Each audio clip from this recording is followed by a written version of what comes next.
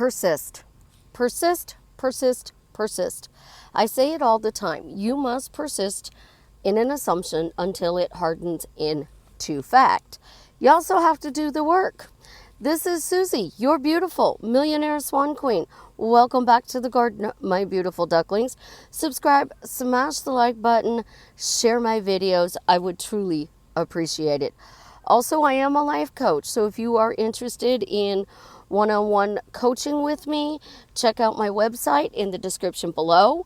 And if you'd like to join my paid Facebook group, you can also go to my website, and there is a link in there. Once you pay it, let me know, and I will get you added to the group the same day. So why do we need to persist? Because Susie's lazy. Honest to God, Susie is extremely, positively, 100% lazy. I am like, I don't want to really do the work. I'm not going to do the work. And my friends know me. I'll do the work and I stop. I do the work and then I stop. And then I do the work and I stop. So all of you who have been following me since the beginning of my YouTube channel are tired of hearing about my Camaro. I am sitting in my Camaro. I got my Camaro yesterday. And I always say that your manifestations come out in an interesting way, so stop scripting your life away. So this video is how I got my car, why you need to persist, and why I love blanket manifesting and the techniques that I use, because you never know how it's going to show up. And if you are set that it has to show up in XYZ way, you're not going to be as enthralled when your manifestation actually shows up. Yeah, it's great. It's wonderful. It's incredible when somebody says the words you desperately want to hear. But when you go out in the morning with no intentions on doing something and you still get what you want, it has a different feeling. It feels special, incredible, like you're spoiled, cherished, adored. And the universe is just reaching out to you and saying, look, life is amazing. Here's your prize. And that's exactly how I feel this morning. I am on such a high because of the fact that I am sitting in my car and how I got it. So let's start at the beginning. Susie wants a Camaro. Wanting and having, again, are two different things. You want something, that means you don't have it. You do a little bit of work. Why is it so easy to get a Camaro? Why is it so easy to get a Camaro? Why is it so easy to get a Camaro? And then it doesn't happen, and you get really frustrated, and you're like, other people got a Camaro. I see them drive by my house all the day. There's a beautiful green one that drives by. Susie didn't want a green one. She had to get clear and decide. She wanted a black one. Definitely wanted a black one. So I'm looking at Camaros, and I really, this is pretty, it's nice, it's just not right. No, I'm trying to force it, because, we go up to see the friend of mine who's a car dealer, and it's like, what do you got? Yeah, no, don't, okay. And then the financing doesn't come through, because you really don't want it. That's not what you wanted, so you rejected it, and the finance department said, nope, can't do this car. Not going to work, not unless you do XYZ, and you're not willing to do XYZ to get it. So then you go out about your YouTube channel, and you say it on your YouTube channel here and there. I want a Camaro, but I have to clear my shit and get clear. So do I really want a car payment? Do I want this? Do I want that? What kind of Camaro do I want? So I tell you, you got to define your story. So here's the story. I want a Camaro, but I didn't clear my shit about explicitly what type of Camaro, what it looked like, and I didn't say, it had to be in a certain price range. I didn't say by a certain date. I just kept saying in my story, I want a black Camaro. I'd prefer a black Camaro with blue racing stripes. Okay. Convertible top, yay, nay, doesn't really matter to me. But it has to be black. And I am sitting in my black Camaro. And it's black on black. It's black paint job with beautiful metallic flakes and a black interior. And it's leather interior. I didn't specify leather interior. I said it had to have a V6 or a V8. It's a V6. I'm okay with a V6. I didn't specify if it had to be the base package, the RS package, or an SS. I just said it had to be black, preferably with racing stripes. But it doesn't have to have racing stripes. Doesn't have racing stripes, but it's a monster. The little one calls it the Voom Voom car. So yes, it had to go very fast. So you see what I mean when I say about your story and you have to define it? I never truly defined my Camaro. And I've had this picture of a Camaro that I would like, and I would be like, I'd like a Camaro similar to that. The Camaro picture that I have is an RS that's black with a convertible top. The only difference between my car and the actual picture, I don't have blue racing stripes, and the rims are silver or chrome instead of black. Now, is that close? Yes. Did I settle? Fuck no. I did not settle. I like the chrome wheels better. I like the no racing stripes at the moment. Now I can easily go get it wrapped and it'll be perfect to my picture.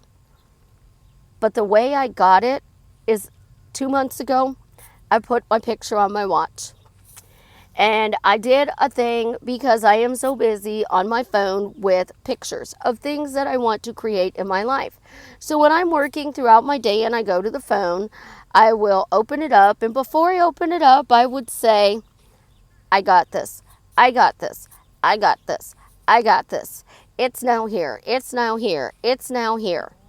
I would do something to persist in the fact for the last 2 months that I got my car. I don't know how. I don't know why. Wednesday morning, I get up. I go to the DMV for something else. Things didn't work out well at the DMV. I need some piece of paper signed to be able to get the paper title transferred for my son's motorcycle and get his plates. Didn't work out very well.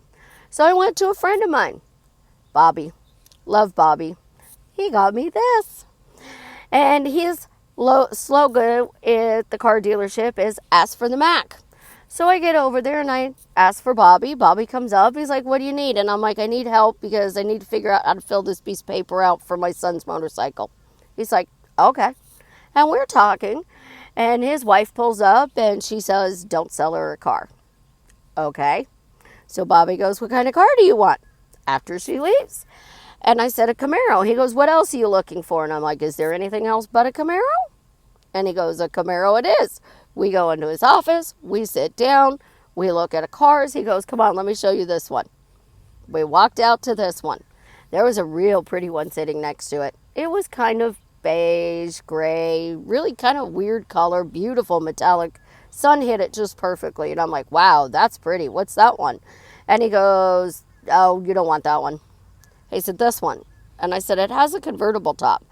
And then I walked up to it and the metallic paint just sparkled. And I'm like, are we taking it for a test drive? And he said, yes, ma'am. So we took it for a test drive and I'm driving it. I get 3/4 of the way back to the car dealership and I said, okay, do the paperwork. Let's see what they say. Tell my daughter.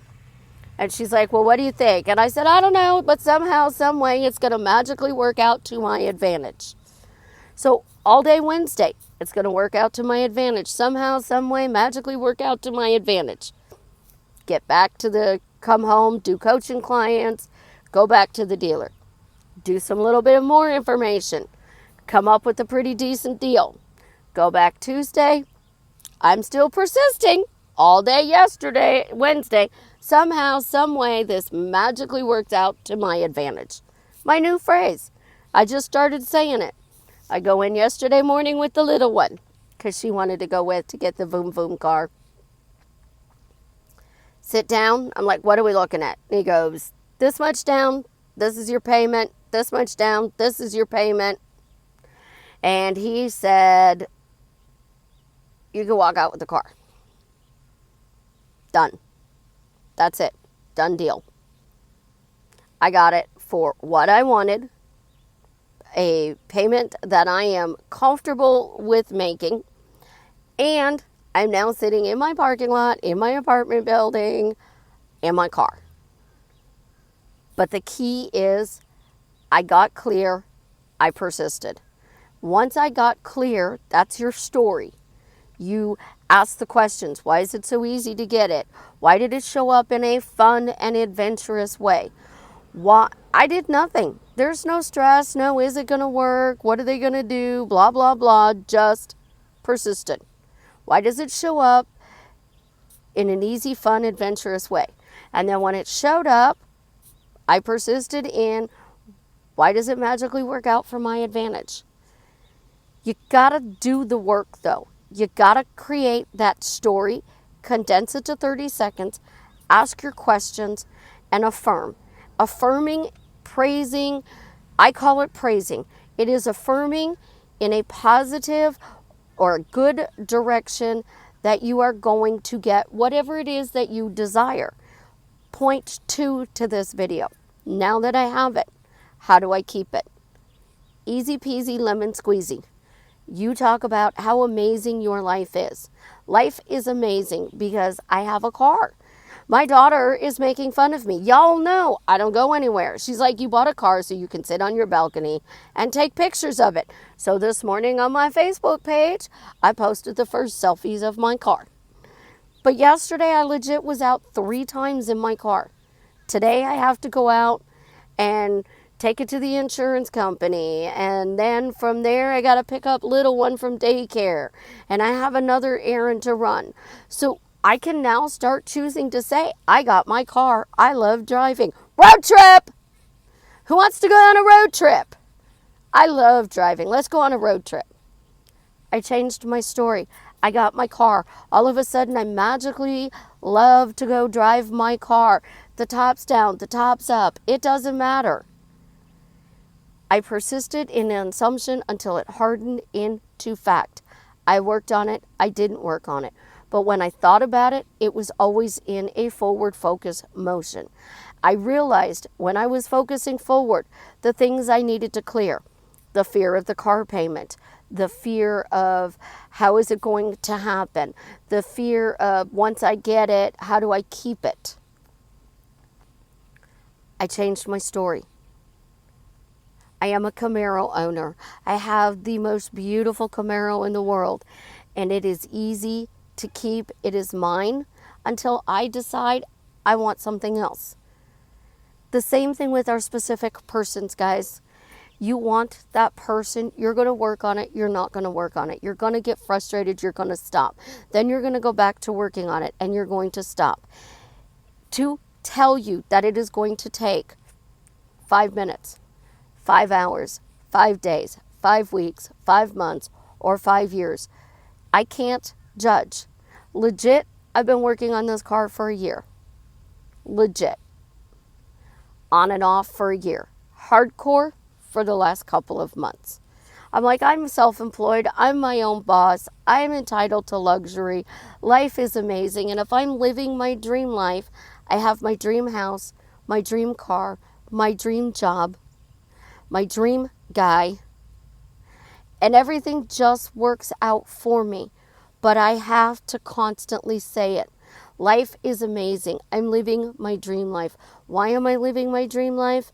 Because I get to share it with you. And I get to use my experiences to tap into the natural ability you have in your life to create your dream life so that you can have, do, or be anything you want. I love you. You all have an absolutely positively amazing day. And as always, leave me a comment and tell me how what I'm sharing with you is drastically changing your life for the better.